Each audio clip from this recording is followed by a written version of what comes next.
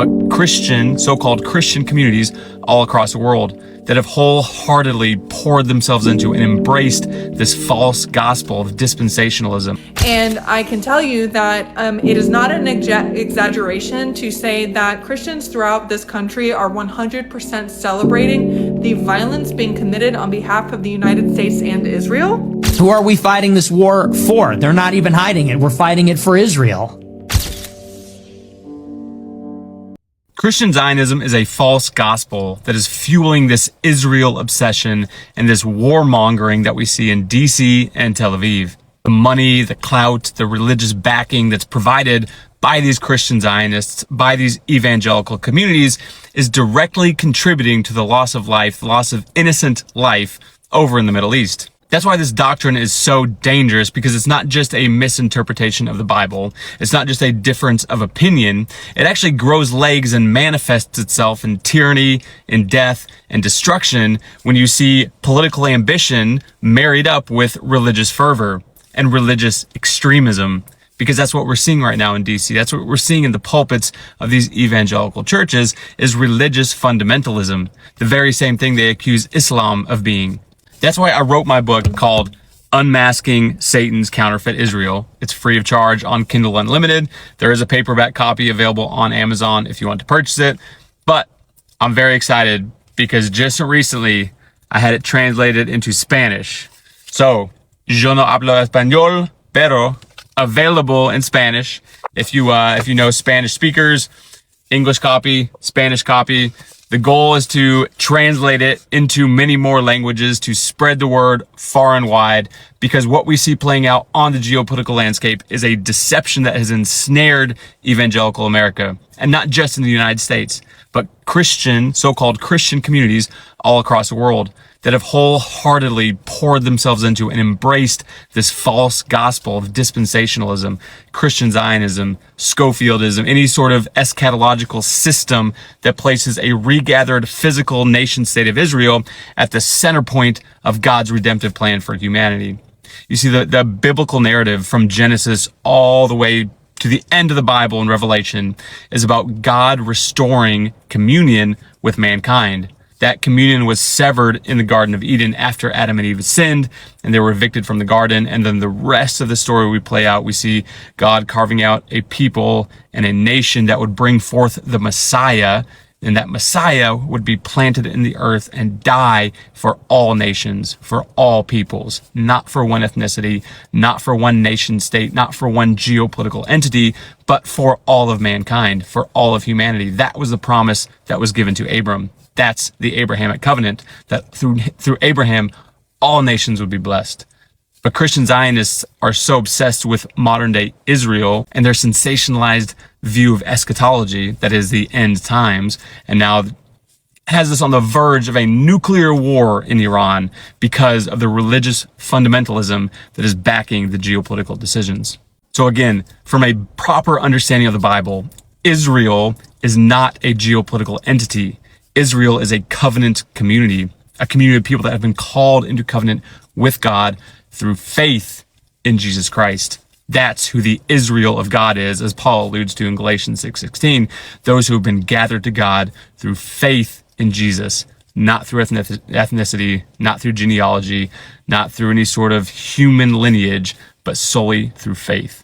So again, I'm just praying that more Christians will wake up and realize that the promises of God to the patriarchs of old are not fulfilled in geopolitics. They're fulfilled in Jesus Christ.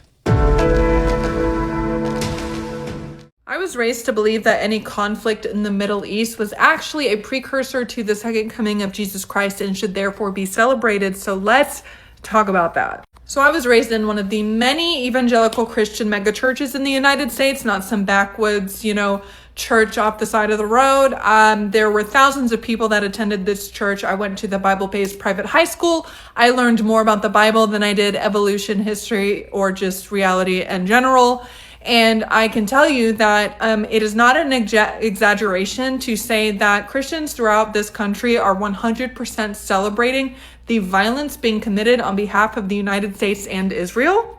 for a few different reasons. One being, and this is probably the one that is the most hypocritical and most blatantly, obviously manipulative, which is to defend Western nations and to defend the United States against Islamist religious extremism, while in the same breath saying that we must fight this on God's behalf. We must protect Christianity. By the way, guess what that is? Religious extremism. I don't know if that caught that. That is religious extremism. The other reason that this is kind of celebrated whenever there's violence in the Middle East is because we are taught growing up in Sunday school and Bible class that in order for Jesus to return and take all the true Christians, interestingly, the definition of what a true Christian, it really depends on who you ask. But one of the requirements, according to the reverse engineered understanding of the book of Revelation, which is the prophecy about Armageddon, which has been reverse engineered and applied to literally any current event that has ever happened, which is why we are constantly being told that the rapture is about to happen, and it never does, because it's always just a matter of manipulating the scripture to suit whatever agenda you have. Anyway, the most common understanding of eschatology, which is the more academic term for the study of the end times, in relation to the book of Revelation, has to do with establishing the Temple of Israel and the temple being rebuilt in Jerusalem, and a couple of other things like, oh yeah, I don't know, the slaughter of over 100,000 Jewish people, which a lot of Christians like to gloss over and say they're supporting Israel because of God's chosen people, even though the Christian belief in the end times is literally inherently anti-Jewish and like going to contribute to apparently the biblical violence against the Jewish people. That's none of my business, except it's all of our business. So I just wanted to throw it out there that if you aren't aware of why people are celebrating this is some of the ideology behind why people are celebrating this. They're definitely being manipulated by church leaders who are being paid by political leaders.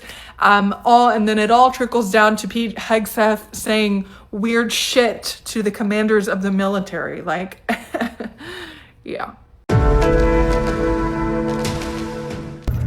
That's how far the Zionists have pushed everyday Americans. You have right-wing Christians praying for the Islamic Republic of Iran to defeat the American army in a strategic defeat. Those are the words of Nick Fuentes. Conservative, right-wing Christians. That's how far they've pushed America.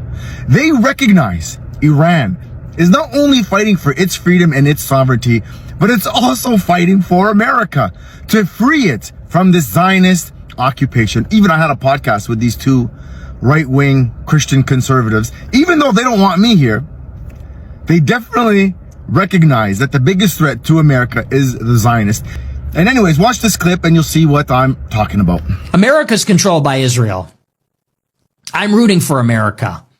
But right now, Iran is fighting for America more than America's fighting for America. America's fighting for Israel. Iran is fighting for Iran.